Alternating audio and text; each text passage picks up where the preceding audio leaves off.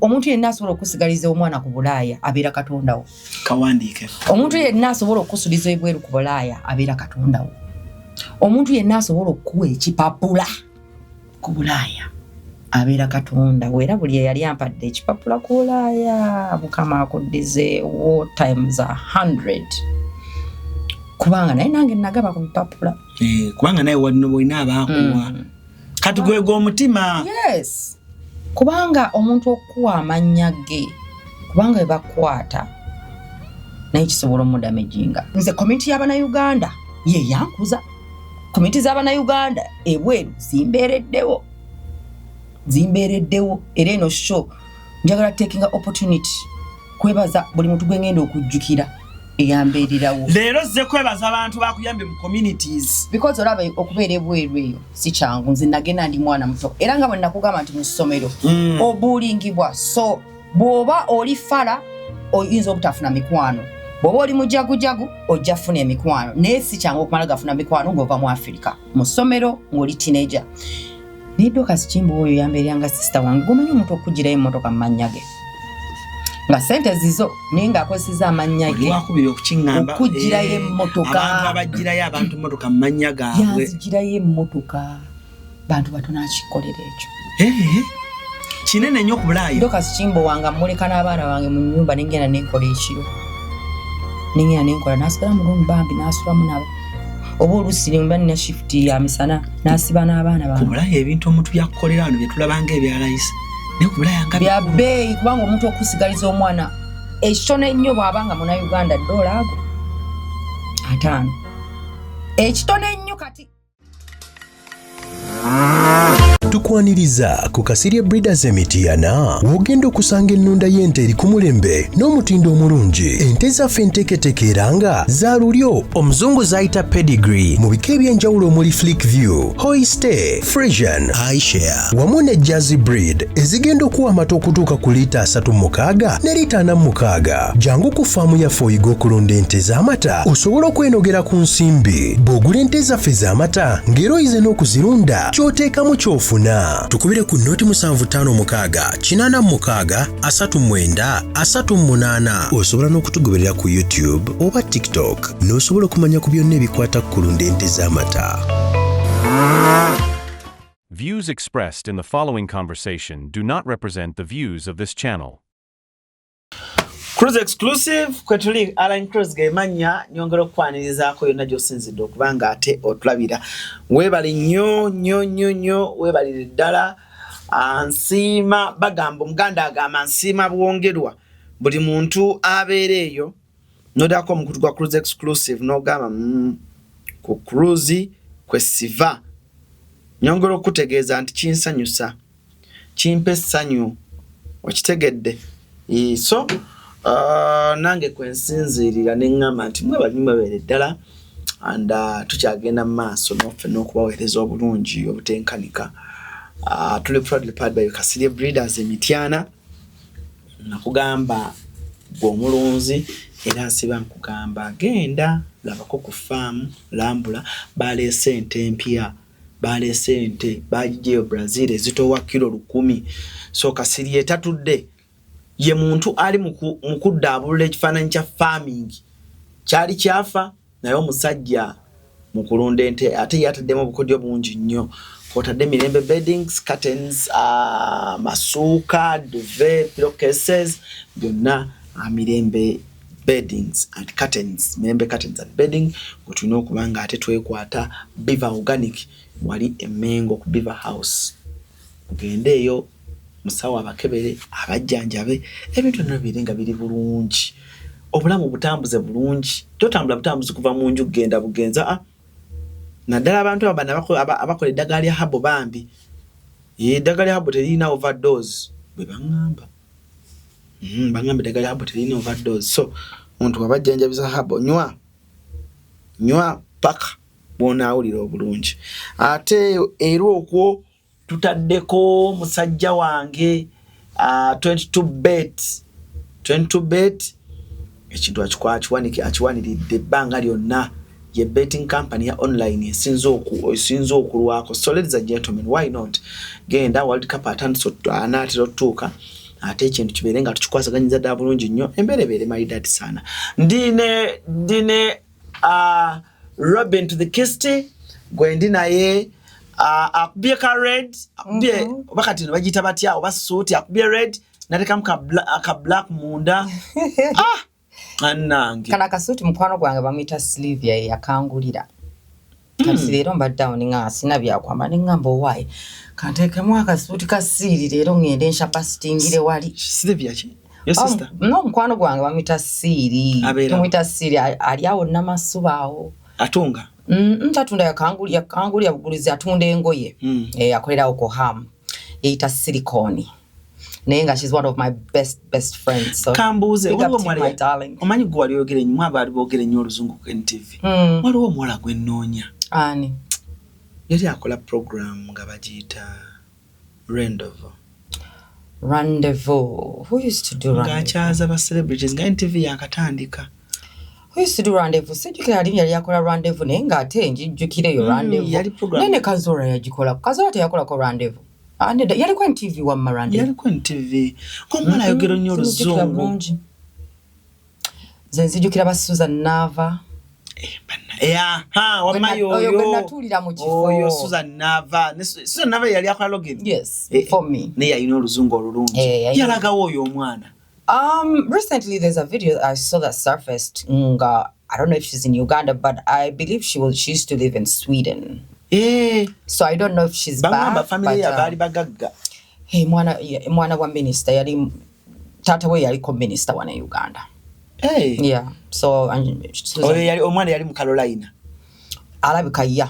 Namsanga ndeba. I think that's her. Yeah, Nenga. Yeah, she was beautiful. I think she's like a Motoro mixed over with white over. I don't know, but she's a beautiful. Robin, mama anyumira NTV. Twanyumira nkugambe time ya feko NTV. It was the best time and no one can take it away. Febali ba best presenters. We ku NTV olako presenters obola okusinga Robin Kisti. Taliko. Ugambe ki? Ku NTV. Tekujanga ko presenter singa Robin Kisti. Era ekyo nensi yonna ekimanyi. Nze kusinga nfuna sente. For every time someone tells me that they miss me on TV, that they want me back on TV, that they don't watch Robin wali oyogera oluzungu. If I could get my ndina billionaires. Robin wakuba oluzungu. By the buchango ba ku login. Yagwa. Yeah, they don't watch that stuff no more because I don't even know if it's still on. Is it? Is it still on?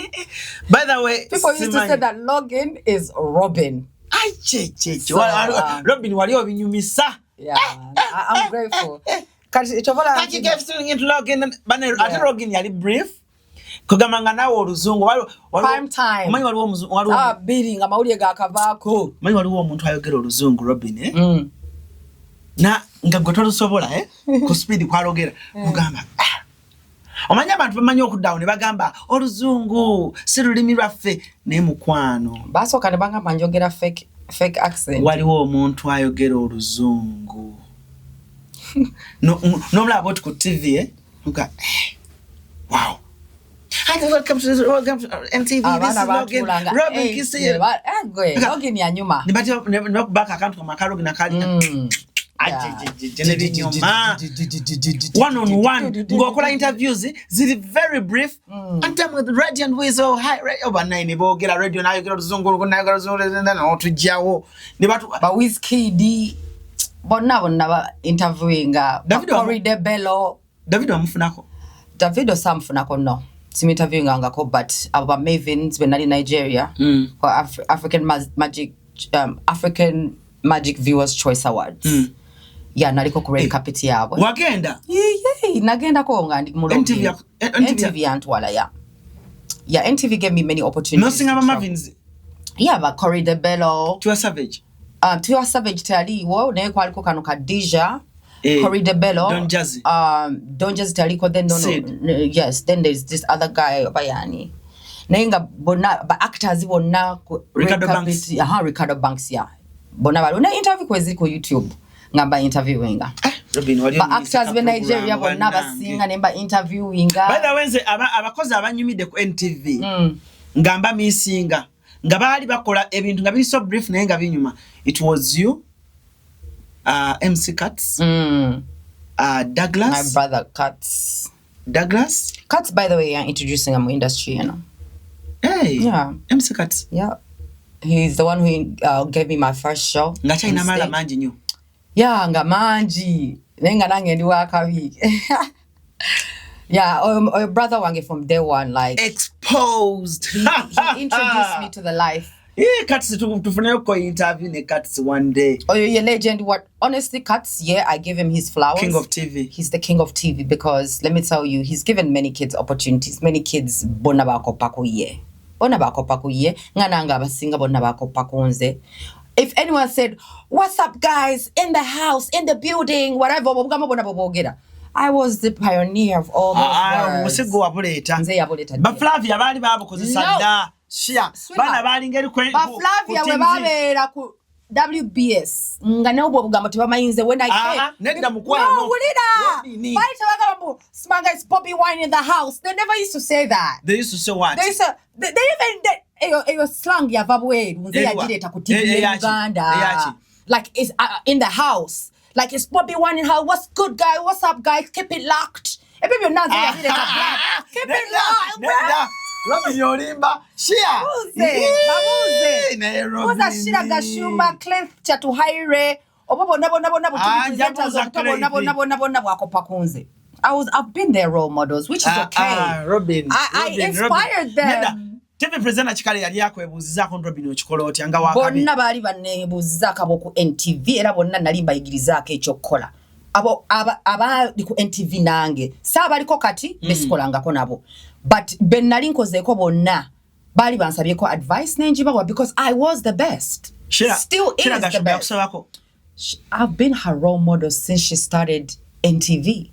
I was her role model since she started NTV. No kujja kwa NTV yakubiranze simu nga bamumya omulimu. Ani? Kiraga Sumba. Yajja okusaba omulimu. Nga nze ndi awo ntudde. Bwayingira mu office nga yakola teen show nenga Claith kwali. Kati ne bamugamba we already have a presenter, so they were a bit rude to her. Then she left. Because she saw me, then she came in my Facebook na mpeza message. Nanga I just seen you at NTV bichi aunankwana. Kata we yankwana. Teyakwana. Yankwana, of course. I think it was all planned. Yankwana. Teyakwana. Yali just aga nakubuza ko. Yankwana natwala ne ku dates nangulira pizza all the time. Newa wenengende yo sleepovers. Yankwana, as in to be my friend. She befriended me. Yes, befriending. She befriended me. Era mu luzungu Uganda. Ensija talimu nedda ndala. Nedda. Kubanga okwano omukwano. Nansaba mbeere mukwano gwe. Teyansaba. Yangulira bugulizi bintu. She bought me pizza. She took me out.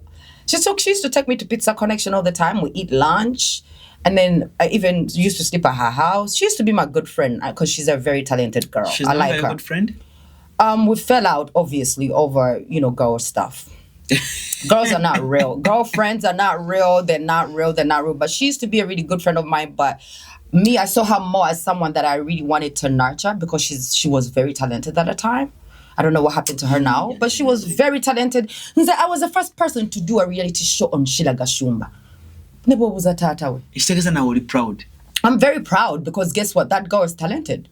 Nze simu inako buzibu mwana muto nawe ababana batofa ababayigiriza bebakola kati fe ba role models baabwe so sisobola kubeera ku beef na mwana muto nawe Robin ebyaddala industry ya media eno mulimu abantu yali wadde flowers.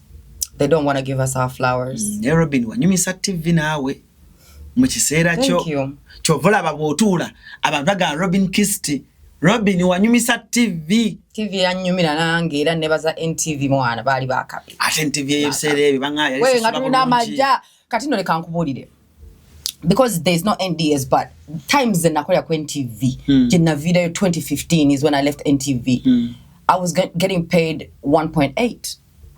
Zali nyingi. Yes, but then guess what? I had a car loan ngamvuge motoka nenga company ya Jimpa. I had a phone loan. Those days, the company just buys it for you and you pay with your salary. We used to have, like, you could get a rent, like, to buy a house or, like, a buy a taka, and you finance it with your salary. So NTV had some beautiful things those days. Nalivuga motoka nga NTV ejingulide. Geriko nechifana nchange mabega. MTV Mobi. Nganze ambassador wa NTV Mobi. ng'ekifaananyi kyange kiri ku mabega g'emmotoka yange spasio nga zaakabi ebyo biseera blood NTV yanteeka wala. It made me TV kijja wali onyumiddwako nga NTV tewali ndala zonna ziri fake ze nali nkoledde ebbiri. But NTV, TV is because that's Aga Khan, man. It's the Aga Khan. If you worked for Nation Media, you've worked for a big African media house. It's like the biggest African media house. The Aga Khan owns it. So to have been part of that for 4 years, it's a privilege. Banaye wabayo mureka nti yete yegoma kokola ku NTV. Naddala okuva biri nga mukaaga. Kwe twali tukola sente twali tunyumira life ngemmere NTV emmere mwana lunch baba wa ticket wali no kiri ali ku city annex noli emmere abana bagejjiranga ku NTV cameraman kajja kenkananga gwe nga kigeje buto nerigeja nga mmere tuji osasula 200 ku mmere yogumu ekitundu buffet nenga fe tusasula 2 bakoka ticket no gano sasula 2 wano bagula ko ne soda. So that company the benefits that it has, I don't know if they still have them. I used to have insurance for health, like Nazari Jabweri, my son, because I was on company insurance. Yeah, at where? At Case Hospital. Case? Yeah.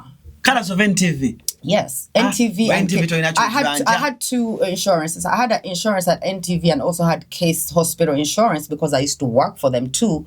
Like for Christmas, I used to MC on their Christmas gigs. So they gave me insurance instead. I was like, hey, family insurance, why not?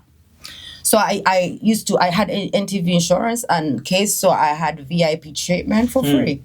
Well, I worked for it. Nairobi nsoko mbulire ebanga lyomala ku TV muntu kigwa interviewingako and you're proud of yourself and right now ogamba wow oyo nam interviewinga and Wizkid, of course.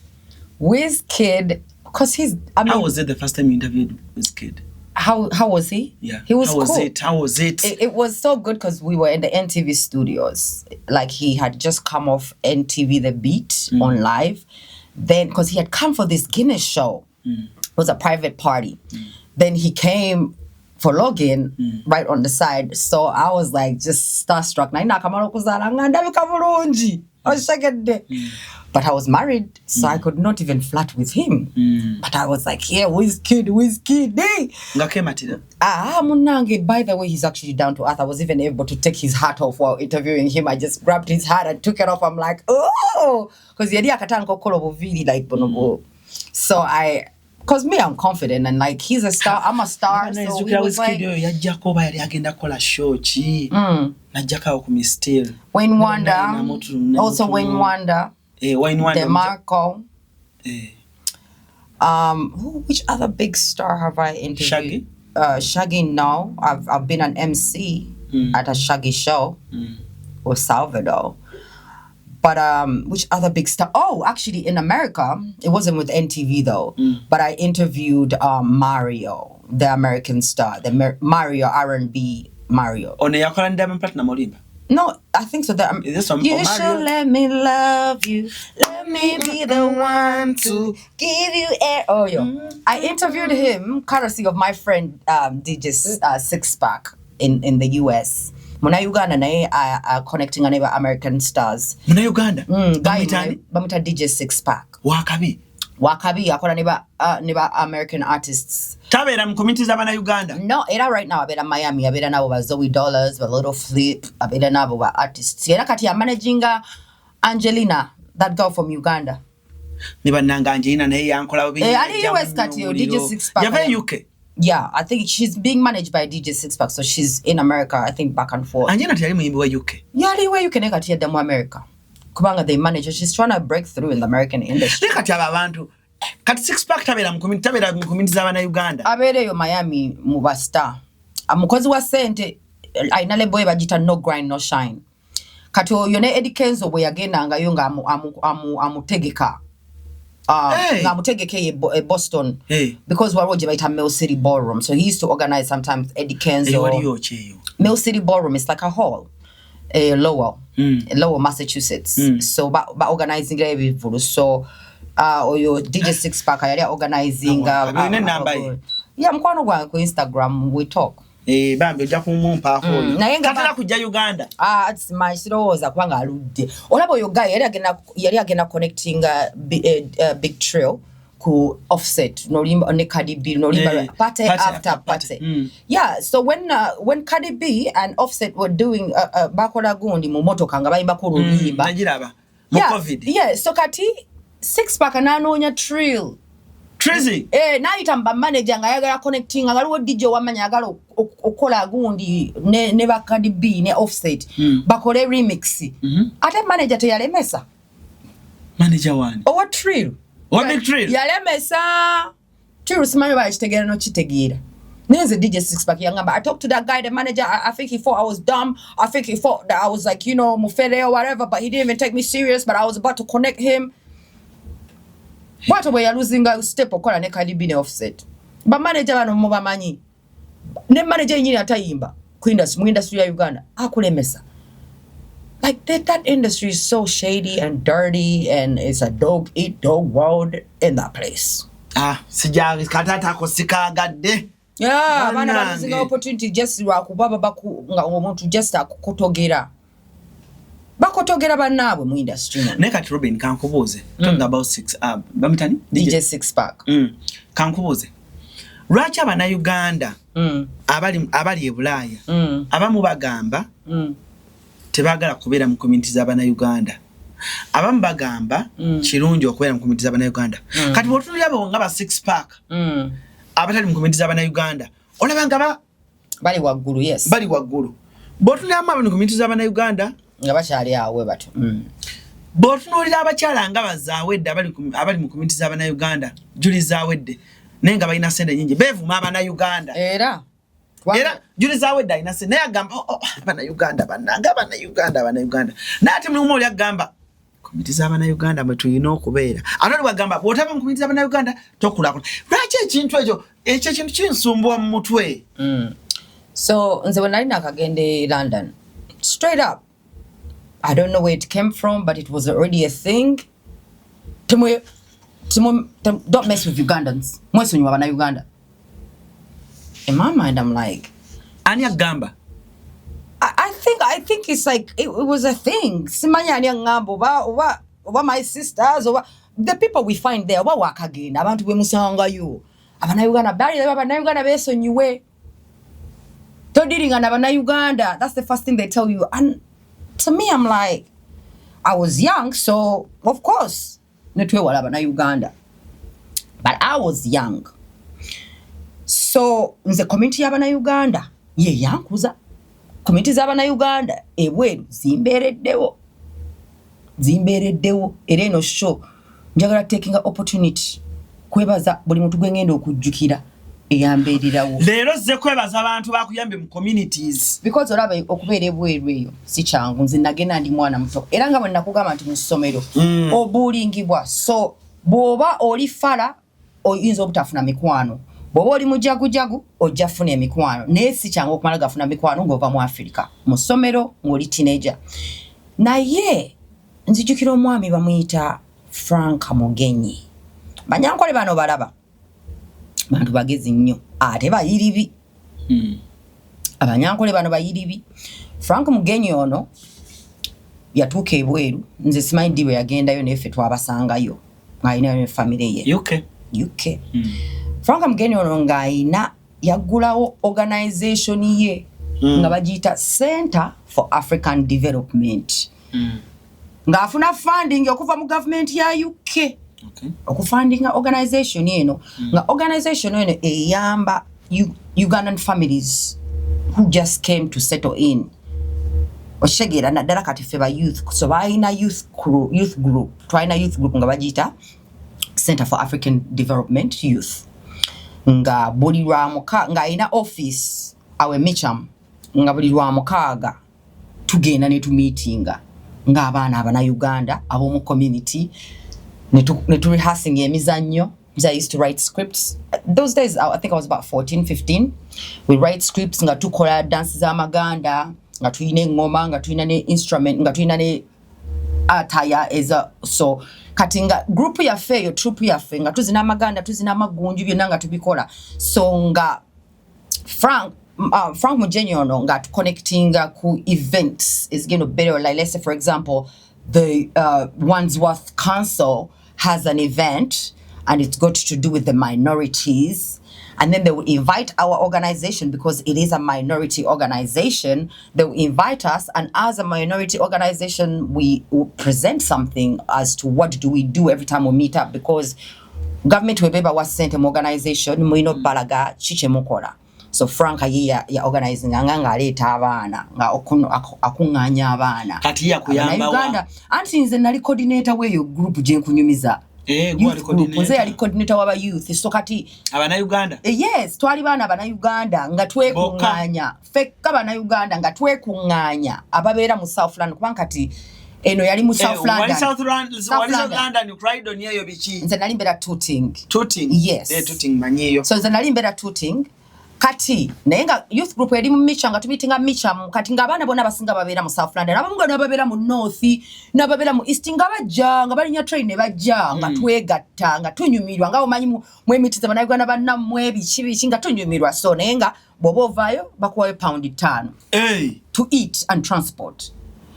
Kati nga chintu ekyo kituyamba okugetinga comfort ne confidence as a youth in the community eyeweru, because first of all accent zaffe tuyingira za njawulo so kifiringa bulungi okubeera ne ba youth banno abana Uganda era ffe youth group yatuyamba nnyo era twagiberamu emyaka n'emyaka ffe yatukuza nga batukolera ebintu oluusi nga batutolako ne ku vacation okumalanga ennaku 3 ne mugenda kati nga munagenda ekifo bakiyita center parks.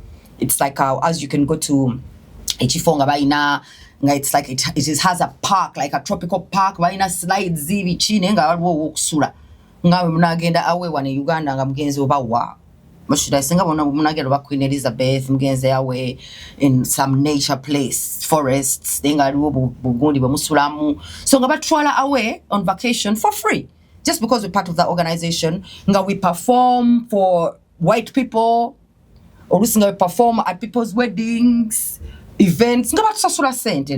So, Omwami Frank Mujenyi, first of all, njagala mwebaza because right now he's a UN ambassador. He's big now. He's big now. UK avayo kati akolera UN, akolera African Union. Actually, Center for African Development kati eri wano. Era we have a group now. We refounded it here. Ngatukuze but kubanga kati a few of the members twakoma wana Uganda kwanga ne Frank ne kati abira no Uganda ne atambula na agenda mu events za African Union ezachi musajja mugezi nnyo right now because of obugezi bwe African Union ya mu omulimu UN yasoko mu omulimu African Union ne mu omulimu era kati yako awandika like muwamanya ina ne gundi organization ya gundi Minerals Africa wana Uganda, you know, sajja mugezi nnyo kozi wa Sente so kato msajja oyo njagala mwebaza aina n'abaana beera Frank Junior nabo bakyali UK naye omusajja oyo yatukolera ekintu ekyamaanyi ffe nga ba youth because okufitinga in mu life yebweru ng'oli teenager si kyangu n'akamu oba oli muwala oba oli mulenzi kati ffe yatuwa a place where we can escape from the UK school system where we're being bullied and discriminated against to coming and finding people who are the same as you. Musobola okwogera Oluganda ne mukuba ekibozi era abantu bange wali abantu baffe betwali nabo ba Alex walo alekuwa omumanyi walo guy designer akola designer two thumbs up aleku where UK yo like when Uganda yabeerako amanyiddwako ku fashion scene but mutegedde yalinanga obubiri mutegedde so nale musumbwa nnyo ku gundi he was part of our youth them days group, and then nze nina couple je manyi ba meeting na youth group we paka kati they are married and have kids Stella ne Eddie be meeting na youth group weyo ne ba dating nga bwana kuvanga bana bato nga Stella takizi bwana ku datinga paka kati they are married with kids munange bawangala abaana abato abesanze UK bawangala naye abantu abakulu then walo cousin wange Zaina nze ne Zaina kati ya UK Robina ne Zaina nga tebawukana era buli amanyi Robina nga manyi Zaina wali Robina wali we used to be like this best friends in that youth group era zinezina we ne muganda wange yafuka muganda wange because mama we yalinganga mama wange kubanga mama we yali best friend wa mama wange era Auntie Annie nawe shout out to you abantu kugamba community fans enganze najifunamu because yatukuza era time weyo yali because fe abayimbi be Uganda abaso waro bisere ebyo yali nganga 2001 oba 2000 what Bobby Wine, Bebe Cool, Ziggy D. And Mikey ya Ziggy D saga when they did that song. So all three of them and Emperor Orlando, Baje UK. Group ya fe, Faba bazinira, fe bali ba Queen dancer. Mama. Wama Bobby Wine. And that's when I first met Bobby Wine. Bobby Wine nti bachali bange kamba tabire. Era nade ruliza jo. Ogambye Ziggy D. Bebe Cool Orlando or Emperor Orlando ne Bobby Wine Olimba yayimba ko yo story yeah musmine nemera mu lift smanyo Orlando I think that was one of the first times even also come to the UK and that's when I first met him because Bobby Bobby like he's a down to earth man and he came to the kubanga bali babalambuza bana bebana bagendo bazinira bichi so he came to our youth group he took time na yogera na fe na at what time ne tumunyonyola betukola Bobby ngatuga mwana muri bakabi mwemwa jeno ebweru mwana abana je bali Uganda begomba okubera kunga mmwe era mwana guno omukisa mugutwale ngatubulirira mu bwarasta bwe I'm 15 years old but when I came back here he remembered me. When he first saw me, he remembered me. He's like, UK. And I was like, yeah. So Bobby Wine, like, he's always been one of those people who inspires me, especially. He's always been like teetwalanga wakabi like nti style abonga kubuli omu atenga ama interviews amwe nazirabanga ne Bobby nga ziri gundi kitegeza mwali na connection wamma Bobby chali wange nnyo ya mkwano gwange so sinti solo mutu kako kati bwe yali omulundi gwe yasoko okwesimbawo nga president tewali yafuna interview nayo kujja konza atenga ali ya YouTube wegenda okebera atenga nachikolera ko NUP offices more office so no one could access him but I accessed him through Nubian because I couldn't access him directly but Nubian is of course his family like Nubian Bobby Wine like I used to be that used to be my family like Firebase in fact ne Richard naye yomukuba star batandika yomukubatandika Firebase CRUZ Richard Kakoza my husband ye yatandika Firebase baga kato bibatandika Firebase Army Richard Kakoza bebagitandika so we've been in that family for a long time chicho nayenga kwegamba botuddayo ku life UK community UK eri abantu bangi nnyo nti me I don't believe that we should be away from our communities because bwofuna ekizibu community yenunula oshegedde nti bino betugamba nti no twewala ababiwakanya nsonga eri eti buli muntu agenda n'omutima gwe gwavudde naye Uganda bagana mtima ki abasinga tebaagaliza abana Uganda bagenda ebweru simanyi kibatukako nga batuuse eri neera abasinga era balinganga abana Uganda baawano oshegedde nti abana Uganda tuyina ekintu nti tetwagaliza muna Uganda munnaffe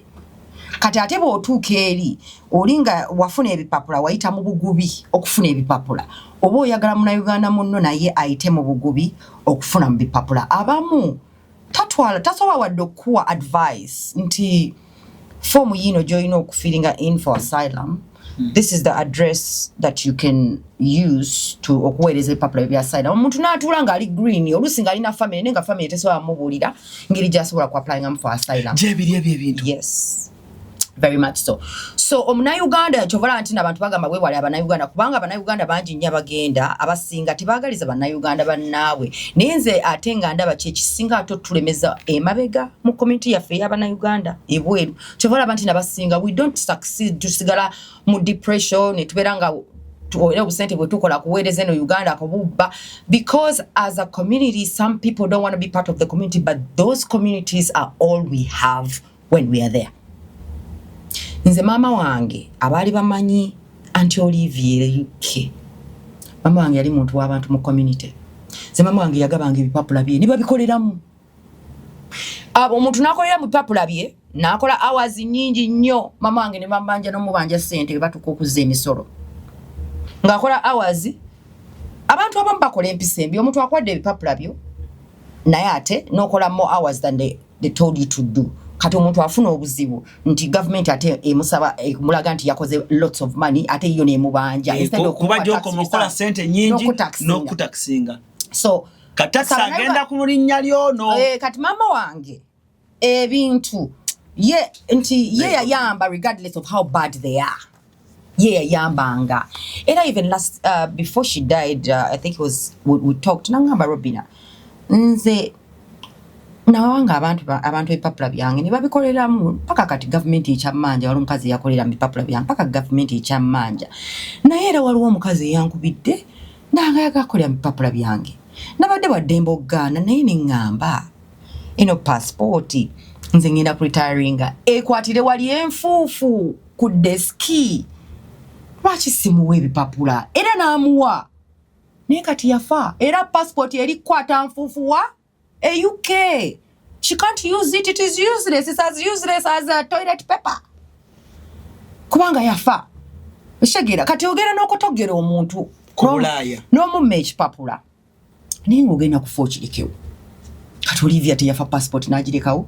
Era naye yakiraba n'agamba bino ebintu abantu kugamba empisa embi tukola za bwerere.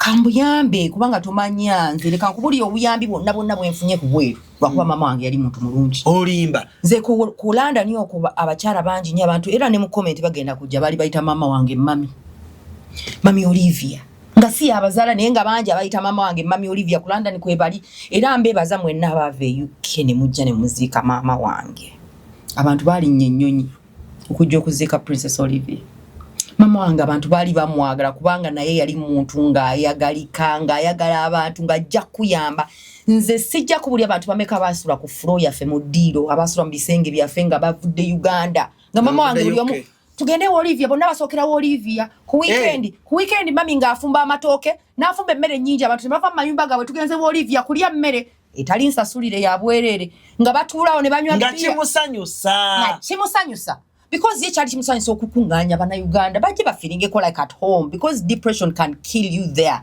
if you don't have a community of people where you relate embeera zirelatinga kiina kyekikujjako ku mutima kati bwe bwekweka mu nnyumba ojja kufa depression olwokuba bakugambye abana Uganda beesonywe si bonna nti babi nze mama wange I would say she was an angel.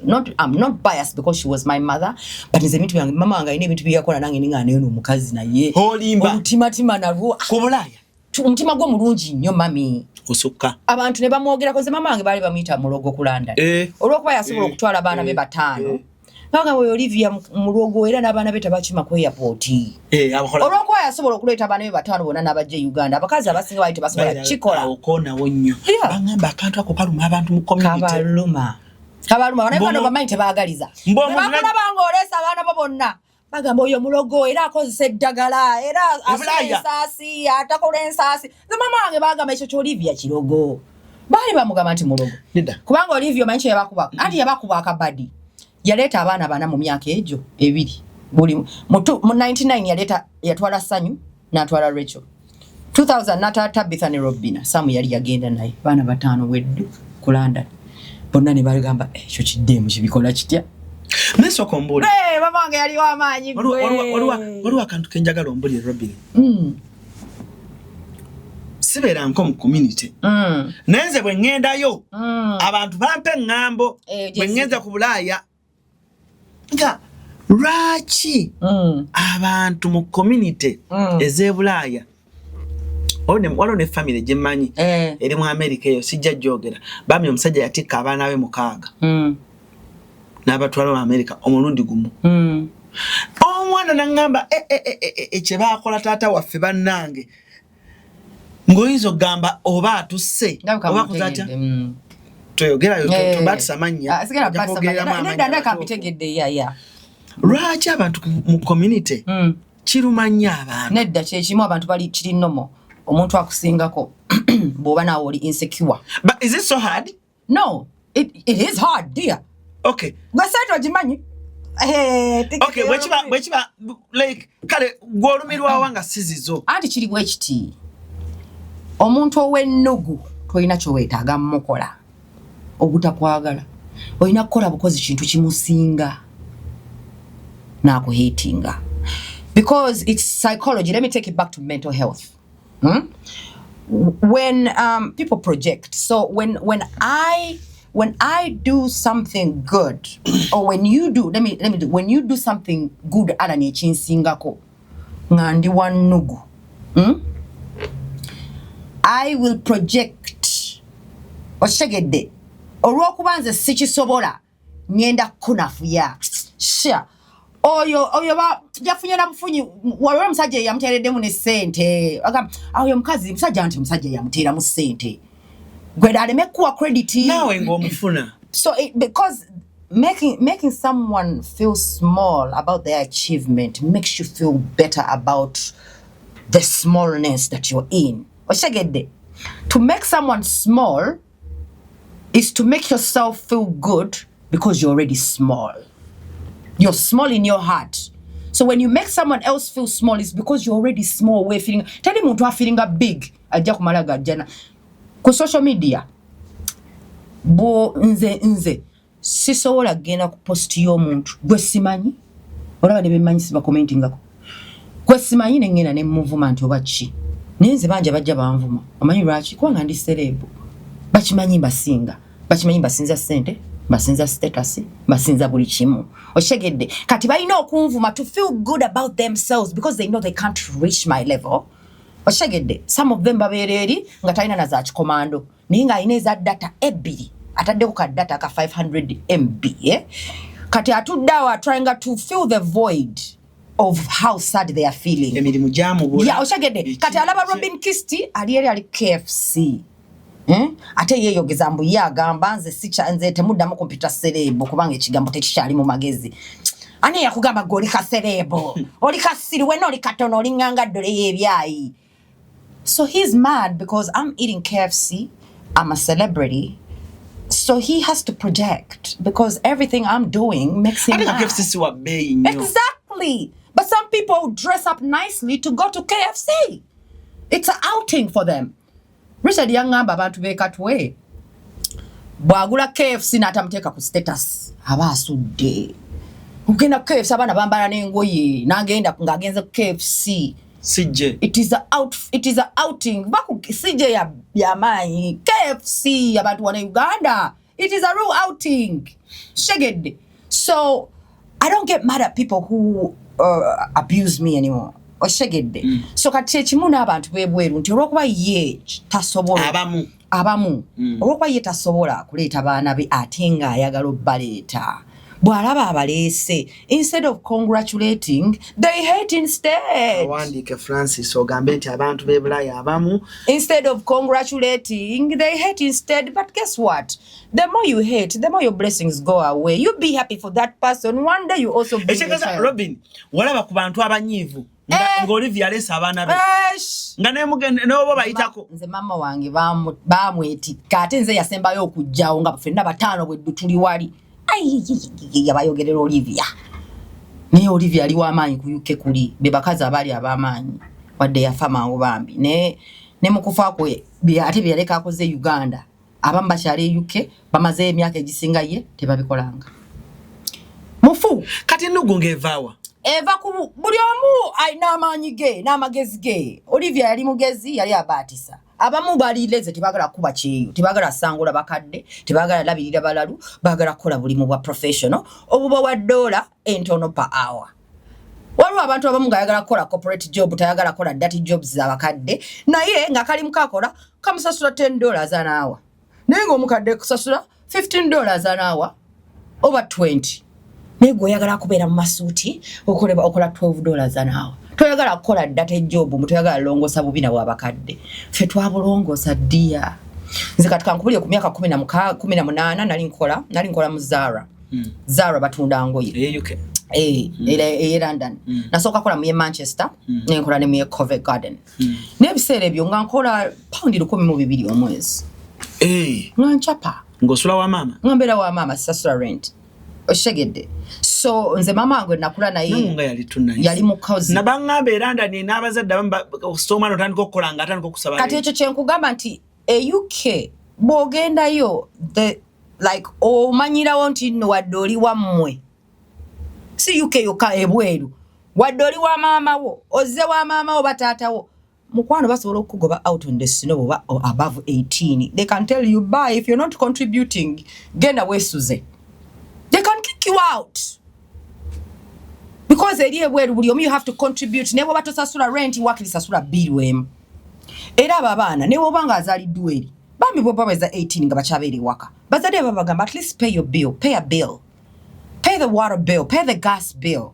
Or pay your car note. Because mama bagulire motoka ngali 17 oba ngali 18 bwa mala high school oba whatever. Kati nga mama yasaswa car note oluyingira college. Oba natanko kokola mama wenga mga bakati now we're taking over your car payment. I'm not going to be paying your car payment. Eri ebweru kasitoweza 18 kuyiriba sibine ebye Uganda mbuno olileze mbunze ntudde ndia mmere ya daddy ne mami paka myaka 25 nga bampasizewa obikolere we UK byana bye Uganda bilireze ne kankubulire eri ebweru telirezines ebyana bye Uganda kiza tunda ne kikulire mmere paka 25 nga bakiwasizza kyona ne kige kyetu kabwe kite Uganda ne kigejje tukakirya mmere yo paka bakiwasa eri ebweru tobigejje tukalayo oyino genda nokola no sasula rent ngo chabere waka.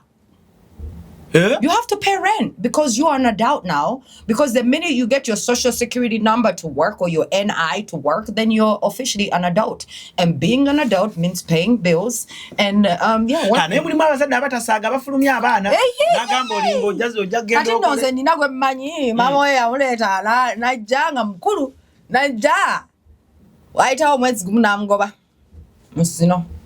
Mama mama we namgoba hata obanyiga nangamba genda sagala oshegedde. So communities eze Uganda eze ebweru abana Uganda basinga bayina empisa embi bazijje ne Uganda ne bazi exportinga ne bagenda nazo ebweru ne basigala nti oli ajje ekyalo kye Masaka oba budadiri wonna javudde nzenna ne wennali n'abutwala ku Bulaya oli nageya munne owaye gundi wamulabye anti yalese baawe katubalinde tubalabe bibalume ebyo abakazi munanga yalese baawe katubalinde tubalabe. They would do anything to split you up.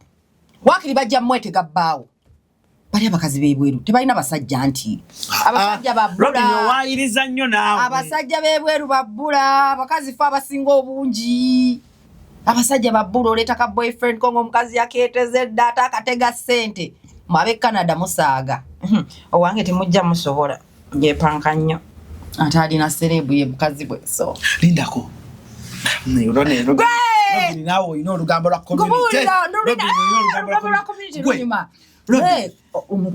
otika boyfriend bawo abakazi baba bamubye eddago bategeera batya kati madengera kubulira omuntu naye ndeka atoyogera manyi soko onywe mu Robin soko onywe ndeka molinga kange badabe bayira bebweru mugule molinga soko onywe mu Robin soko naye omwana Robin Uganda gogo tusigaza leka kabako bolese mukazi wo abana baba bamweteze dda bategeera batya sha gwe motuka kulinga oli mupya oba kwegamba obeera kati ngaze bampitanga fresh bakulabira obo bufaanana naawe obo bufaanana we Uganda first of all obo kyali mwaka sifu batunafuna kali ka skin ka complexion ka faako ketufunanga empewe kufuuyeko okitegedde kati bategeererawo ate baba kimanyi oli fala oba mukazi oba ojja kuliibwa mangu oli ize okitegedde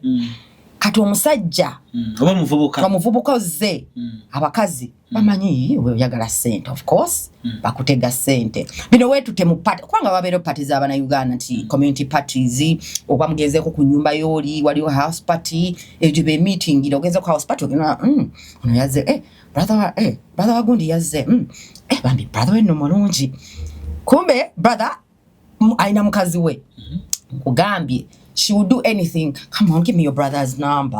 Come on, now my brother has a wife. I don't care, you give me the number. Fabakazi otumanyi I don't care. Bagamba I don't care. Fabakazi otumanyi nga wayagadde musajja. Don't care woyina abasajja bakazi bameka. Omukazi bwaba yagadde bbaawo ajja mulya bulungi nnyo naawe akwagalireko amubuuze nomubuuza how is the wife. Dear, these girls, they don't care because for them they want also what you have. Ebera mu relationships z'abaana abato bavubuka biki. They know. So twogere ku mulama gwe nyini ogubadde public. I want to be part of that. Oguguleke. Nedda. Bawo bali bato si bato n'abakulu ddala nno abali myaka 4 bababbira abakazi n'abasajja osegedde.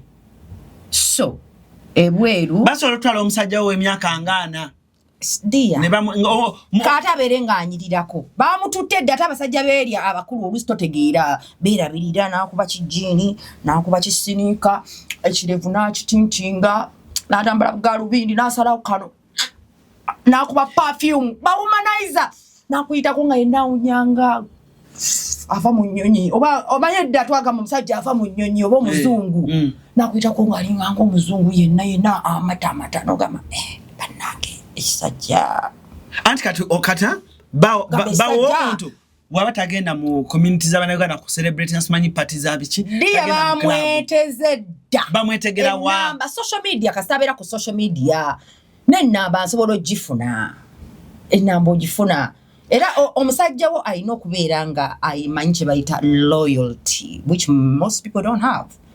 Omusajja wo alina okubeera nga ali loyo nga ye mukwano gwo ali loyo naawe oba mukazi wo naddala buno obulenzi bwe batwala obutwazi okajje ku Uganda okatutte ebweru ako bagenda kakutwalako oyo bagenda mukutwalako mbamanyi abawerera ddala be batutteko abasajja bamukutwalako ng'olaba ng'amutisse mukazi wattu alina emyaka 4 atisse wa 25 oba wa 28 even if 30 yeetikkidde ka boy toy ke akalese ku Bulaaya awo n'ennaku obwo bubuuka mangu. First of all abakazi kasita omuwala alaba n'agamba ako namukadde kireese ako ate nabo bubeera hungry nako kaba kamukozesezza ku just ku bipapula nako kaba kavudde ne Uganda kamanyi namukadde yandeese nako katuuka eri nga kalaba abato ate abato nabo nga bakaleetedde ssente nga kabula. Era abakazi Abannayuganda mulekerawo okukola ensobi y'okuleeta obuvubuka obutombuuka tutte ku Bulaaya kakudduseeko dda nze mbamanyi abawerera ddala baleeta abalenzi ne babaddukako kyokka nga amukoledde ebipapula amukoledde bagendedde ku bya fiance amukoleddeko green card mukazi wattu omulenzi olufuna green card shwi ng'abuzeewo nga ekyamuleese kye badde akwagalira akifunye ate ono omusangawo ng'amuvinga ne state toddamu mulabako. They use them all the time. Chobora antino we bakugamba we wale community y'Abannayuganda oluso otegeera muno gamba why. Waliwo bambi akigamba. Bwaba akigamba mu dimension nga protecting amakage. Yes, kati waliwo abakugamba nga yayise mu kizibu nti Omunnayuganda yamutuusaako ekizibu. Waliwo abakyogera nga Jesse bamugambi bugambi nga Jesse alina empisa embi. I don't think we should stay away from Olina alumano okumula okuwulya alese maama we. Yes, yeah, ati alese maama we mama agenda kusobola omusigalizako ku baana.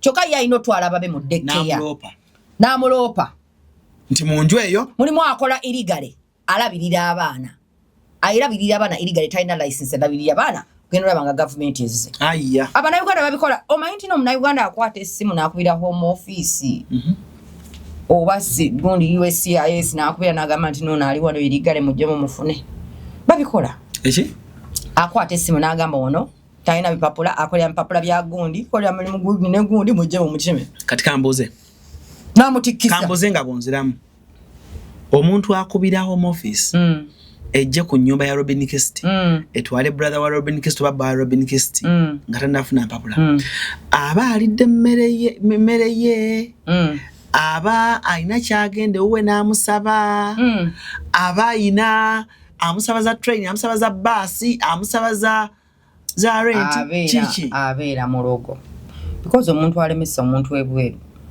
no linya mu bipapula bya munno. That is the worst thing you can do to someone. Okulopa munno ebipapula. Because fenna kuli ku Bulaaya tubeerako mu bunkenke. Ugenda ku mulimu n'okozesa amannya agatali gagonga ge bakuyita. Si yegwe Robina. Bakuyita birungi. Okitegedde. Kati already oli ku bunkenke. Otwanga kweyiya kyova life abantu bonna bali ebweru first of all. Kati government ebasasula ababayita mu jangu ono. Government erina kyebawayo. Terina kyebawa. Ate ebawaaki. Just oli omuntu aba mulogo nga just ayagala kusiranya. Wa gutima gubi. Ayagala kusiranya gutima gubi ate agayina abalina agatima agabi bangi Bulaaya ku Bulaaya bana ne lwaki obulemesa munno ddala. Tomumanyi omulabidde ku Bulaaya. Muleke mwesonyi wogende lwaki oba ogenda a step ahead okudeporting omuntu. Nze bangamba nti police ebawaayo kyebawaayo mbu. Nze sirowooza beerina kyebawaayo. Omuntu just abeera evil nga ayagala lemusamune kubanga Bannayuganda bali evil. Bannayuganda be evil. Kyobala nti sometimes I understand why they say stay away from them, but then I also stand by they also help. The community also helps. Oshegera. Nze leka nkubuulire. Nze baganda bange, first of all, shout out to my sisters, Sanyu, Rachel, Tabitha, ne brother wange Sam. Nze abantu benakuliramu baali Bannayuganda bantu balungi. Kubanga family yange baali bantu balungi kubanga mama affe yatukuza bulungi. Okitegedde. Era nze kyokola community sisobola jjera biro basobola jogera bubi kubanga nze olaba abantu bali nnyonnyo okujja okuzika maama wange. Kitegeeza waliwo abantu abalungi mu community naye n'ababi gye bali. Gwe n'okwata munno n'omulopa kw'omu office basobole omutikko muzze Uganda. Oba n'ogenda home affairs whatever. N'olopa munno. Kati leka nkubuulire. Bw'okola omuntu ekibi. Oba weeyongera ebibi ebirala mu life yo. Okitegedde kubanga bagamba kyosiga kyokungula. So kati gwoyinza okikola n'ofiringa bulungi kati n'olina asiraana. Naye ate gwogenda kusiraana times 5 later. Okitegedde. Kati nze kankubulira story California. Nina omukyala gusigena tomwogera linnya. Nina omukyala gwe nabeera naye awo nga nakagenda California mu kizimbe ekyo kye nabeerangako awo. Ku Valerio Street. Chala nabeera naye nenfuna yali atupangisa ennyumba nga ampangisa ekisenge nga aliwo omuwala gwapangisa eddiiro nga aliwo n'omulala gwapangisa ekisenge ye nga akola nga tabeera nawo nga ajja buzzi. Ng'ekisenge kye akina gwakisulamu naye nga amupangisa ekisenge kye nga ye bw'ajja naye n'akisulamu. Basically ng'ennyumba ye yonna agipangisa. Kati I got a disagreement with one of the girls. Netufunamu obutakkaanya. Oli omuwala n'ayogera ne landlord. Omukazi na kicking her out on the street n'abaana bange ebweru. She kicked us out. Robini. In California, yeah. She kicked us out. Abana ngwe n'abana America. Babiri, Romeo and Russia. Bagoba mu winter mu summer. It was summertime. She kicked me out nga sina wenda agera ne ending up nga ndi mu hoteli. Naye namugamba ebigambo bino. Namugamba nnyabo ongobye n'abaana bange ku street. Naye olina muwalawo n'omuzzukulu. Mukama ajja kulagirako bwereere. Nze kaŋŋende naye tofaayo. Kasita naawe olina abaana n'omuzzukulu. Nali wano e Uganda nga bayiseewo awo nga mami amaze n'okufa nkomyewo. Wayiseewo emyaka ng'esatu. Ne banga omukazi oyo yafiirwa omwana we muwala we yekka gwe yalina ku US.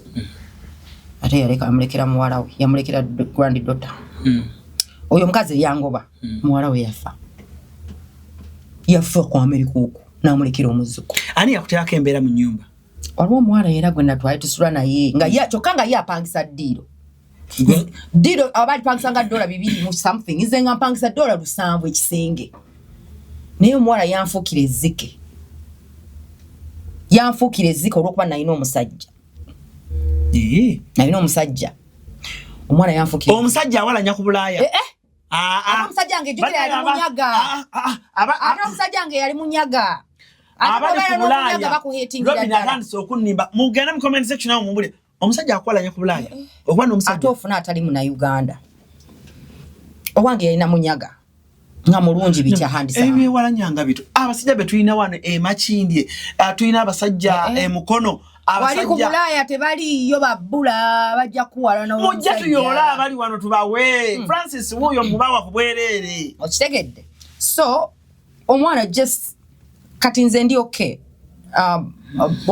bawanga at the time omwana yagula emmotoka nenga tamanyi kuvuga nga bawanga muyambe kokola ki okuyiga okuvuga nemuleka agende naye omwana sebo yakifuula advantage n'atandika okukwana bawange okumukwanira ddala nga mutwala oku driving nga namugamba mimperekerako ngende nkole shopping ngule ebintu ku Walmart ng'agenda shopping ne bawange amututa okuvuga naye ng'amwesibako nyambako tugende shopping nga nsirika nasooka nenkireka naye nze nambooze sinyigirwa mu ttooka ate simanyiirwa era twafuna obutakkaanya ne twekuba nakitegedde tewali butakkaanya bwokka twekuba nze kyoba wedda nsirise nga kimanyi nambooze oteyakuba Robin oyinawe ebiseera ebyo nali mukambwe sikyali mukambwe nakkakkana naye twekuba wamukuba omugamba ki bakuba wange kati nedda twali tetwalanira na musajja by the way watereka obusungu bwo wali naye natereka obusungu bwange jukira tusharinga ekinaabiro nva mu kinaabiro omwana atandika okunvuma mbu n'ekinaabiro nkirese kikyafu biki nemugamba ddiya nze nkyaddayo mu kinaabiro ngenda nnaaza mwana wange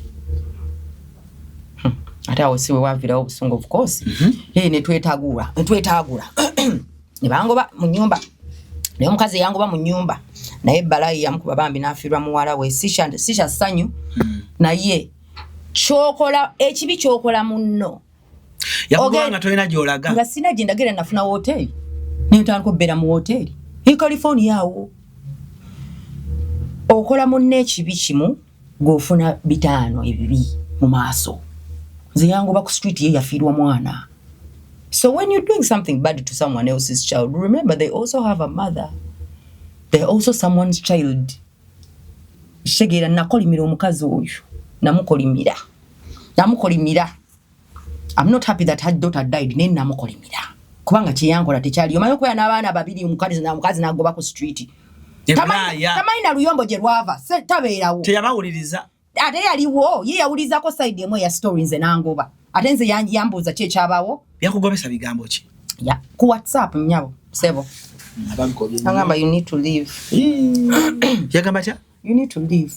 Tuamugamba kwa ndi. Chokanga n'omuwala, nze yamusooka mu nyumba nze sasula lusampo oli asasula 290. Wamne ensonyi wa. Nze namboze. Ombo clat. Ne empisa namboze zijja kulemesa bulaya. No, nali sisobola mugamba. Nali sisobola mwetondera omanyi lwaki?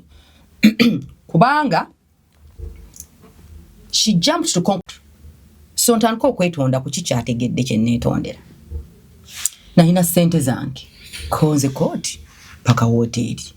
Nalina ebba wange. Konze paka wooti ku wooteri. Nenfuna wooteri. Nensigala nengira nga mbeera mu wooteri paka we nafuna. In fact mama wange yagenda okufa nga nsula mu wooteri. Nendinya paka Uganda. Naye what goes around always comes back around. It's not just a saying. So it doesn't hurt to be nice to someone. It will not cost you anything to be nice to someone. Neban, muba n'obuntu mu community bannange. Community ya Uganda ogiraba. Abantu batikka eddagala ng'agenze kuloga munne. Kati kankubulira Robin. Ekyo kikyamu. Kubanga eddagala teriribuuka nnyanja. Kati nno tamanyi naddagala bwe likola. Tomanyi ddagala bwe. Teri muntu naye kumulaya teri muntu asobola kuloga munne. Nti n'eddagala teriri nnyama yanja. Tomanyi ddagala bwe likola. Nze manyi ddagala bwe likola. Ate teweetaaga ddagala kubeera mulogo. Kola ddogo. Teweetaaga ddagala. Teri muntu asobola kuloga muntu kubulaya na ddagala. Eddagala lirinnya ennyonyi. Nerituuka e Bulaaya neriroga. Wamala omagwe Francis wali okiweddeko. Abantu bajja wano eddagala. Abuuze abantu bajja nga specifically avudde bweru n'agenda ku musawo. Omusawo n'amuwa akantu ke n'amugamba kano tokajjanga ku kiwato.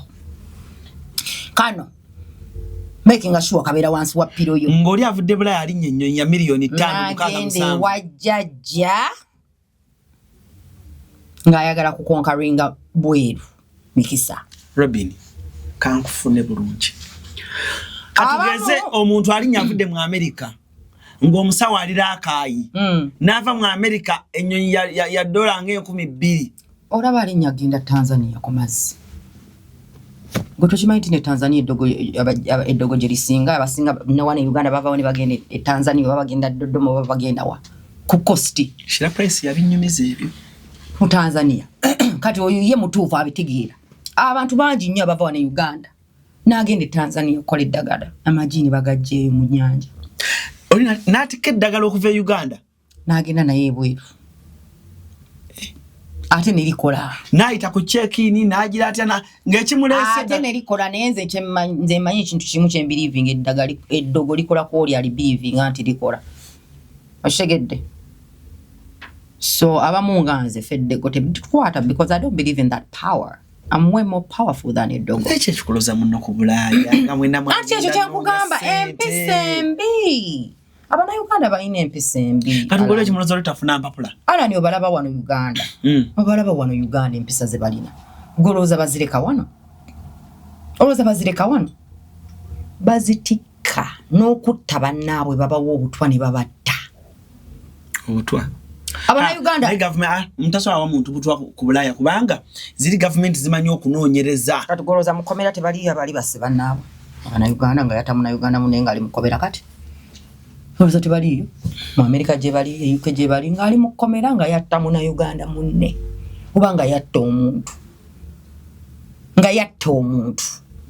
Kumada je bali bangi nga teba na Uganda kubanga depression eno kyeva kugamba ensi zebweru ezo esobola okukozesa ekintu kyonna because kyosobola okukola ng'oli mu depression oyinza kitegeera oluusi oyinza okubeera ng'oli so angry at the world omuntu najja n'omukuba lukimu n'afa. Basiraamu bannange Tammy's Fashion Hub ebaletedde engoye ennungi ez'omulembe nga za kisiraamu omuli jilbab, habaya, casual dresses, gym wear, office dresses, sako ne veils mu kala n'ebika eby'enjawulo okuli cotton veils, chiffon veils, Turkish ne silk veils. Tammy's Fashion Hub yasazeewo n'okutuusa engoye z'abaana abateezi abasiraamu mu size n'ebika byonna era nga bw'ogula tuzikutuusako wonna w'oli mu ggwanga n'ebweru w'eggwanga. Okumanya ebisingawo tusangibwa ku Equatorial Mall edduuka namba 3 oba otukubire ku noti 787 noti 57 565 ne noti 756 255 553 ye Tammy's Fashion Hub abakutuusako engoye z'abasiraamu ez'omulembe.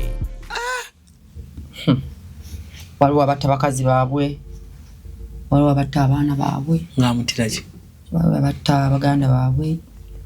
Tomanya kituuka ku muntu sitani nga yakulinnye okitegedde kati ate abasajja nti omusajja yatise mukazi we. Ezo cases zo ziri common. Nekambuze. Because they go with domestic violence from Uganda. Na jitwala bangi nya bali mukomeranga yakuba omukazi. Nekambuze. Bwemba mu community e Bulaya. Bano bempulira nti nga banagamba kankose mukwano gwange atanyike.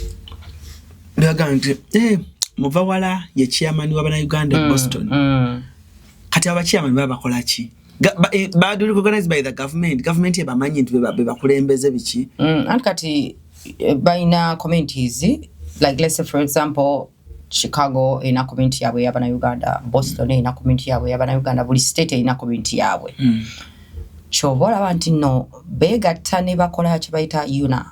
Uganda National North America Association. Namana ezo family ezo communities government batezimanyi zibeera bonga bo bekolamu omulamwa bayina kati nga borogamba Uganda Chicago Community UCU oba UCC Uganda Chicago Community nga bo bekolamu bayina organization yaabwe tulina president tulina kino nti ebivulu ebibeerawo nga bono gamba nti no they build a committee of people that run that organization nga kuliko secretary kuliko era they sit in meetings on how to run community events. Let's say for example waliwo afiiridwa beba abantu ababeerawo to organize the community for certain things, you know. Let's say for example mukulembeza agenda kukyala ona agenda kola bwati waliwo yafiri kwegamba each state has a community because when you are a community of people that live in a certain place, you have to have a community organization because that's the only way you can help each other.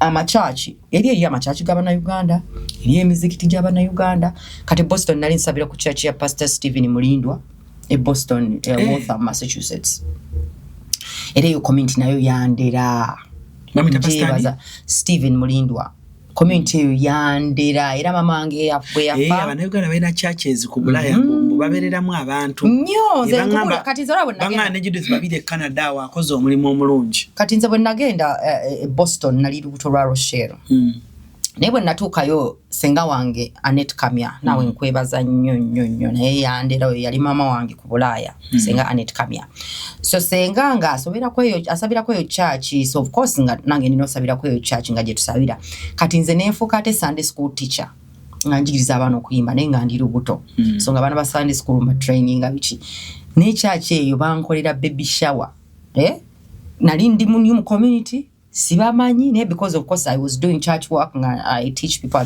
kids at the Sunday school mwana gwe bankolera baby shower ne bampe ebintu engoye bichi diaper bichi so kagamba community bobe omuntu omulungi naye kuberera munungi oshegedde kali atenze nine community eyesiato bachimbowa one of my good friends eroyo muwalo oyo sinza na mwebaza enough Dokas Chimbowa yabiranga sister wange abera wa Seattle right now like abera Boston nenga be Seattle family ye Seattle ni Dokas Chimbowa oyo yamberanga sister wange gomanyi omuntu okugira emotoka manyage nga Sente zizo nenga akosiza amanyage wakubiri okuchingamba okugira ye emotoka abantu abagira ya abantu motoka manyaga yazigira ye emotoka bantu batona akikolera ekyo kinene nnyo ku Bulaya Dokas Chimbowa wanga muleka n'abaana bange mu nyumba nengenda nenkola ekiro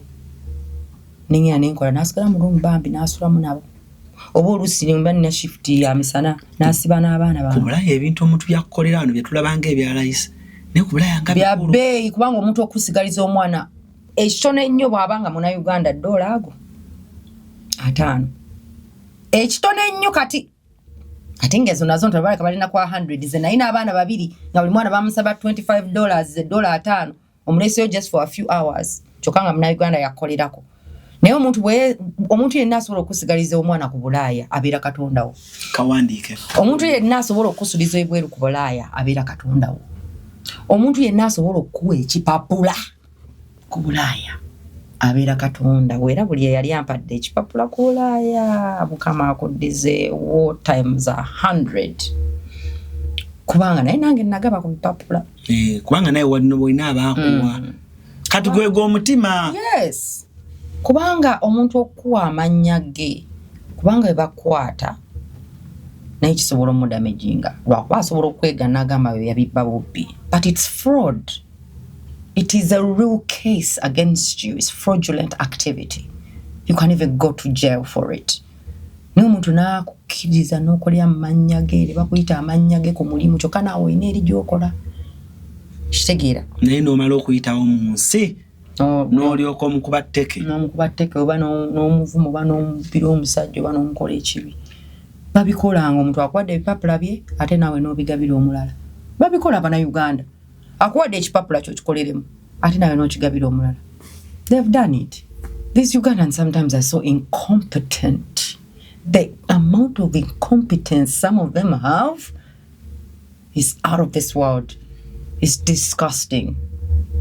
Some of them are so ignorant that they bring their ignorance from Uganda where they know nothing and then they go abroad and they think they know everything because batuse ku Bulaya.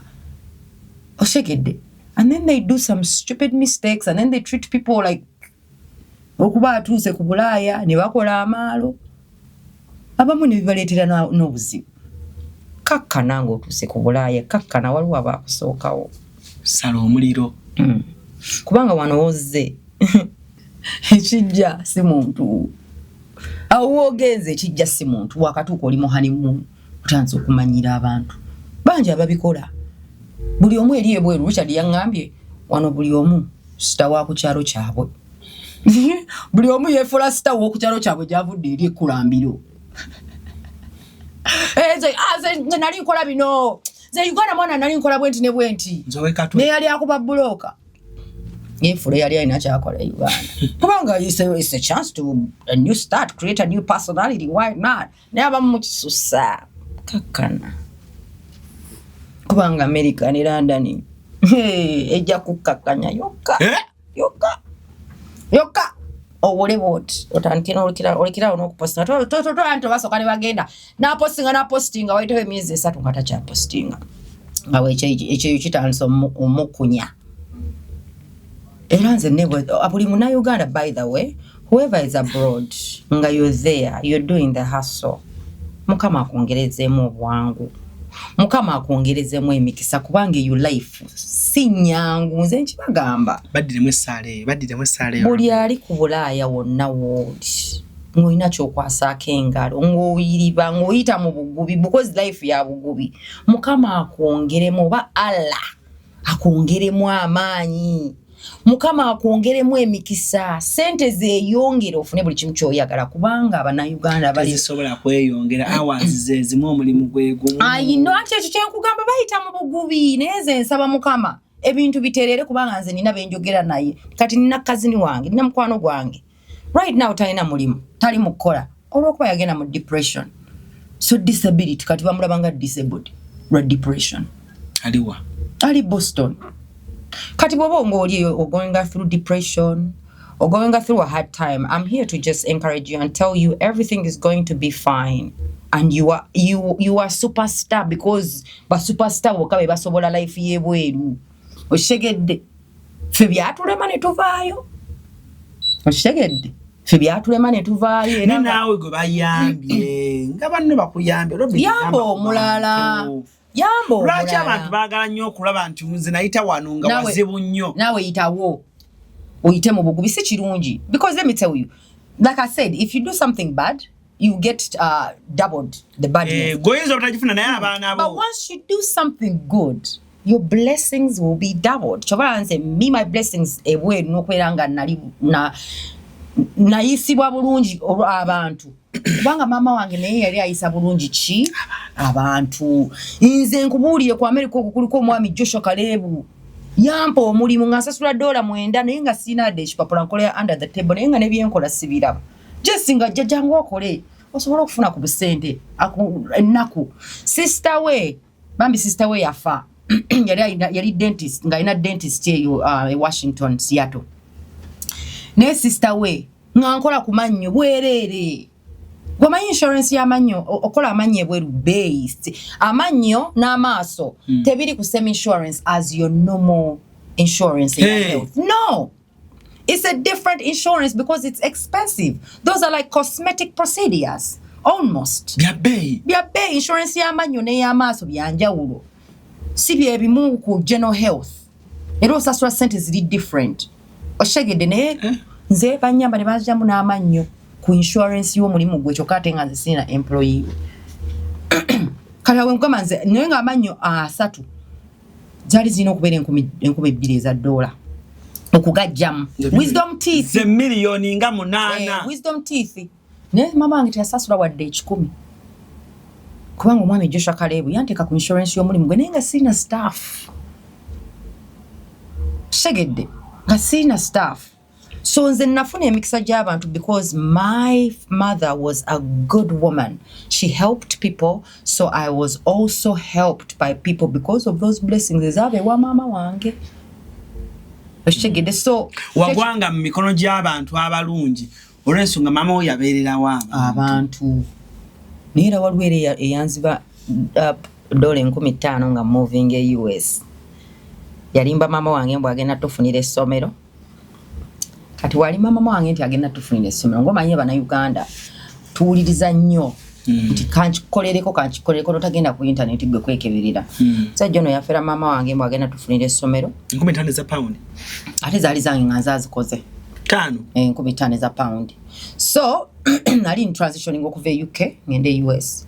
Sajja n'atuyimba nti atufunidde ekifo baagala ssente tumweze £5 twazirabako agenda okuddaana e Uganda nsobola okuprocessinga epapula byange bya student visa ogende US agayi takwata masimu nga ne sente zaffe yazirya so Jali.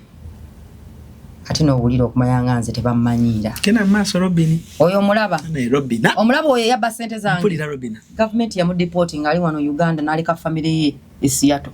Ali wano Uganda. Bamudeportinga. Nze leka nkubuulire. Siroga sikola ddogo ne bonkola ekibi. Njogera ekigambo kimu bwe kiti. Ojalaba. Robina wali wano. Bamudeportinga ali wano ne family n'agireka egundi yagireka Seattle era gye bali. Yali wano Uganda bamudeportinga government yamudeportinga kubanga yali mufere mubbe ate nga yali na member wa community ate nga alina nkuba president bana bakulu wa community ye Seattle sajja ne kinziba nenga bwe tugenda mu events nkiraba nga kyabba 15 zange na mala sama namba omwana kamulamba nkola sente ezo so bulugenda mu America okusoma mama wange nawe sente omusajja oyo sente naziba 15 omukono gumu eza pound omukono gumu Allah akbar kansoke mbale mu mama wange yanyiga kwanga sente zaali zange nganze yazikola ka sente ka mwana we ka kinaku naye mannange mukama naye yafuna bala yere y'amaanyi wabajita bala yafuna ekisirani eky'amaanyi bamu reporting era wali wano ku Uganda wabalako samulabako ne bangamba abesiato kubanga in fact Docas ye yangamba ngamba that man who stole your money they deported him he even nekirala yazala omwana ngali disabled kati nze gwegenda ngo nkola ebikyamu njogera ekigambo kimu bwe kiti eyangoba ku street omwana we yafa eyabba sente zange bamu deporting ali Uganda okitegedde so tekina kyekikujja kukola kintu kirungi eri omuntu ku America oba ku Bulaaya kubanga it will make your life easier ate mukama ajja kuwa emikisa okitegedde okubaguwa wiyita mu bugubi doesn't mean omuntu omulala alina okuyita mu bugubi nze nali sinafuna green card nenga nina work permit nenga already njigaba ogikolera bambi because it's just papers. No matter how many American British passports you ever get, you will never be one of them. Waliwo munanga katika You will never be one of them. katika nkunyumize ngabo okyogedde ina mukwano gwange ali US yaŋŋamba yakawa abawala babiri empapula omanyi nga wona abawala babiri yes nga abaagala n'abakolera empapula n'abakolera empapula ne bamu disappointinga naye yaŋŋambye ekigambo nanga Alan olaba empapula zino otulamu nooga kati mufairingire fayiro kuki kulwaki kamuleke babanga kyekyo kubanga asobola omuntu asobola byono naga siina neno naŋŋamba olengera wana abakazi nafairingira omusajja bwe baawukana n'ayagala agenda abisabotaginge nga mbaleka ne bagenda ne bafuna n'okufuna ne bamugala simanyi balina eyo gundi gye bagira ne baganga ono yakuwa ino sayininga nagamba nankubira n'essimu ne mugala leeta ne muteerako abalenzi bakola nnyo bambi abavubuka nabo babikalwa nnyo manyi obuwala obumu nabo banga ku Bulaaya abasajja babikoze nnyo okusayiningira abawala nnyo nayo omukazi mbwa akaluba kazi akaluba ayine abakazi bayine banange bigayisa agabigali kuba sekusayiningi kale sola gisayiningi agayisa buli kiyisa ekibi kiri ku bakazi banange agakazi gayina empisa embi oba lwaki abamu gamba kale agamu nze kati era sijja kwogera bona kubanga nange nina mikwano gyange emitono emikazi era mbale nezina engalo teziggwayo 5 eja mikwano gyange abakazi tegiggwayo naye oba lwaki abakazi just twagaliza oba lwaki tulina empisa embi like at the end of the day we're just too petty. You're petty for no reason. You're gonna die anyways. You're gonna die and you're gonna get old and those papers are gonna come on. You're gonna get old. You're gonna die. You're gonna go back to Uganda. You're gonna reach in the same problem also. Kugambe de kankubulire. Lero kino ekizibunza kibera mwencha kicho. Because finance je twita mu nsi eriemu. Wasayo Uganda wo. Mubyekipatira omulete. Uganda wo mule. Nembo noyagala family ya moyo nayo nebere mbasabiriza gwe basinza gwe. Ate nekirala kambabuli abantu bebwero ekirala. ekira nene kino ngenda kyogeranga on behalf abantu b'ebweru bannange mulekerawo okuleetinga abantu be Uganda ba stressinga. They are okay. They are okay. They will not die if you don't send them money to eat. They will not die if you don't send them money for hospital. They will not. Some of them lie. Abana Uganda mulimba nnyo bannamu abali ebweru. Mbu mama mulwadde omanyi balwaza oleso omwana we Uganda bajja mulwaza buli wiki bakujjeko sente. Mama mulwadde bajja kulwaza mama mama ajja kulwala buli mwezi alwala osobola okuweereza sente. Nze nina mukwano gwange Zaina azimbye ennyumba mu kulwala. Zaina mukazi watu yali ttake abonabonera ttake. Zaina balwaza mama. Zaina balwaza mama nga ne mama naye olukwalo lulimu saaga. Zaina mukazi watu ali eyo namugamba gunno Zaina abonodda kuba Uganda owedde bakulimba. So bwoba oli ebweru bannange teweteeka ku stress nnyo nti nabana Uganda abe Uganda abamba kuteeka ku stress gyoli bwetabaweereza sente banaafa nova ebweru nojja wano nga balinganga badde batalya ez'okulya olw'okuba okubakyalira ewaka bazitundira gwe yakava ku nnyonyi bakubye ekibatu ogule langi y'ewaka baliwo abantu 8 gw'oli omu eyakajja era gwalina tebalya bijanjaalo ababadde babirya nga tonnajja kati baagala byenda kati baagala nnyama olw'okuba omusama waali mugjeewo akamanyiro sente ezo temumanyi bulumi bwe tuyita mu kukola sente ezo bw'obeera ndi mukambwe kubanga nze kankubuli ebweru eyo abantu leero ndi ku sayidi y'abantu bwebweru. Abantu b'ebweru babonaabona nze leka nkubuulire ffe abamu ekyeyo kyatusabula ne kitutama ne kitulema. Omuntu ali eri ekyeyo kimusabula abamu ate bannange make your money make sure you spend on yourself first wait for the bills. At least wegulireyo kapafi weguliye akantu osooke weesanyuse bills zinaalaba ebyazo bannange. Stress nkugamba izo okutira ku Bulaya nga teweerabirira kyokka ate n'abe Uganda bakuba essimu ate school fees ate nogundi ate nga ne sente ezimu bakulimba gwe n'oteekolera kintu n'ekimu ekikyo n'oteeka sente n'oweereza abe Uganda mubirekera awo ebintu ebyo abe Uganda bajja kuba bulungi bwe kiba tekiri so important muteeke ku hold kubanga most of the times baba babalimba. Tugenda netubagala nnyo ate ne tusussa ate abana Uganda munnange bala bantu bagala nnyo then they take advantage which is so horrible that they do.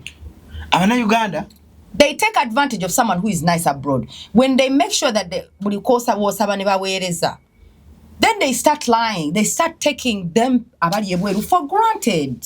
Don't do that. Banange. Don't do that because it's not nice. Yogerako n'abazadde abeekobaana n'abaana wano e Kampala babbe sister waawe oba taata oba maama n'abazadde bennyini babba. Iye Omukazi omuzadde kati nalaba omwana omuwalabu aweereza maama we sente kuzimba nnyumba nomanyi maama kye yakola maama n'aziwa mutabani we atandike business.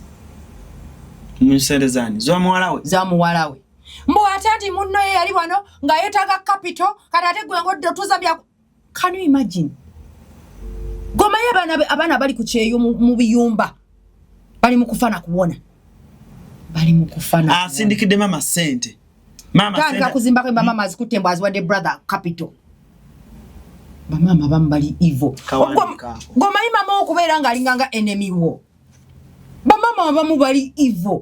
Omwana wakuweereza sente because akutrustinze sente ze n'ozibba oba n'ozimba ennyumba ettaka n'ogula ettaka n'oteeka mu mannyago oba n'oteeka mu linnya lya mu mannyago mutabani wa wangundi oli ne mumubba mmwe ne mukoobaana mmwe gwe maama n'abaana abali wano ne mubba muganda wammwe ali ebweru.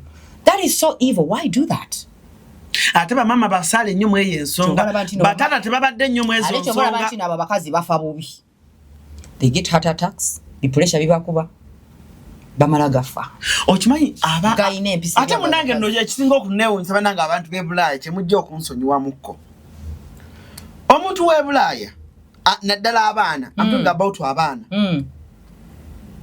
oli ategeera ewaka nti waliwo taata waliwo maama taata ne bamu excluding bintu byabwe mbu taata tajja tutegeera ne bakola sente zonna biki ne baziisa mu maama taata n'abalaba bulabi n'ayimirira n'abalaba bulabi bwe bimala oggootaana nga balandika okukuba amasimu Tata abula mama mugambe ettaka lile gundi tata mwagula ettaka bulijjo nenga tata bulijjo abimanyi so ebintu by'amataka naddala bya n'abaana bakoze kinene nnyo discriminating bataata baabwe mu bintu byomanyi nti abasajja babimanyi nnyo anti kati ekizibu kiri bwe kiti abaana bwe tukula mama nalyoka abaana bwe tukula nga taata waffe yali useless mu bulamu bwaffe taata bwaba yali useless mu bulamu okula n'obukyayi bwe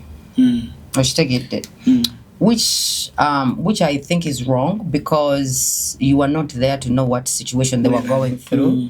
Wali mwana muto tomanyi kyagenda maaso between your mother and father. Never wala naddala tukole ensobi ni twala always mother's side because mother will tell us. And then when mother tells you because your mother, my mother, she beat my mother. And then you side with your mother not knowing your mother was also an evil witch. Your mother could have been an evil witch. And your father never had peace.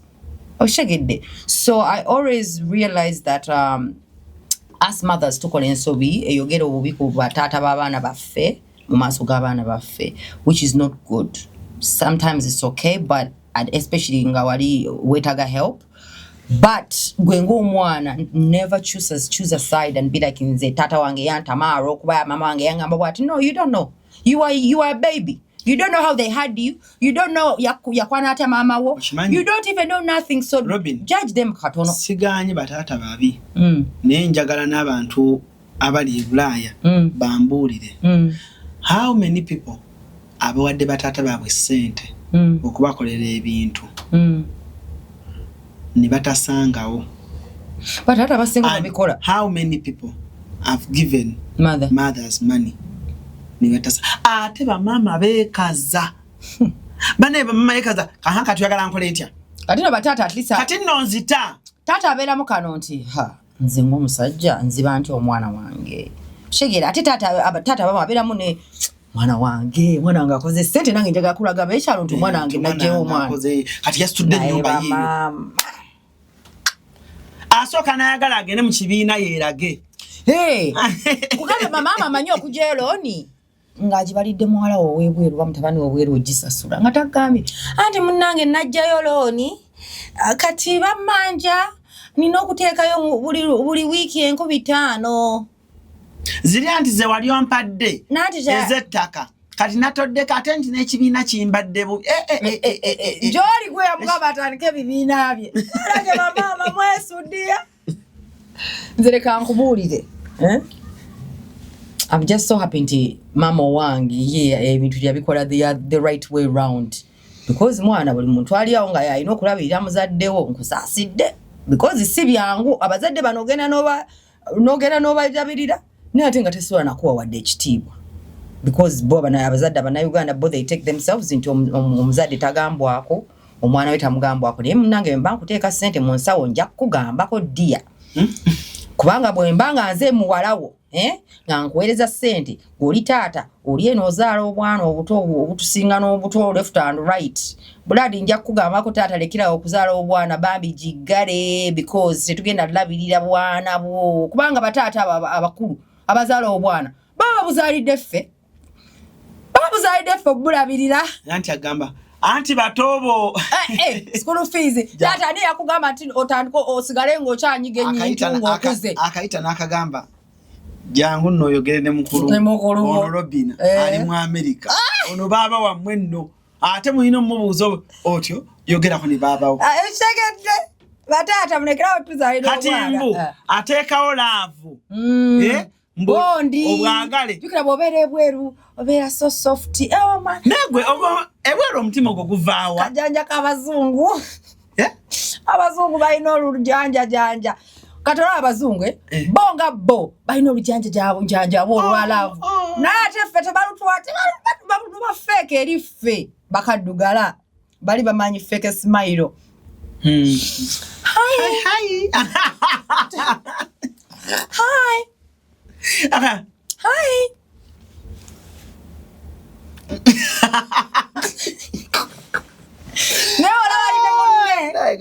Wala bali ne munne nanga izo gamba kati balina olwolu softness lwabo olw'ekisiri olwo kati naffe Abannayuganda abamu tugenda ne tuluka opambo.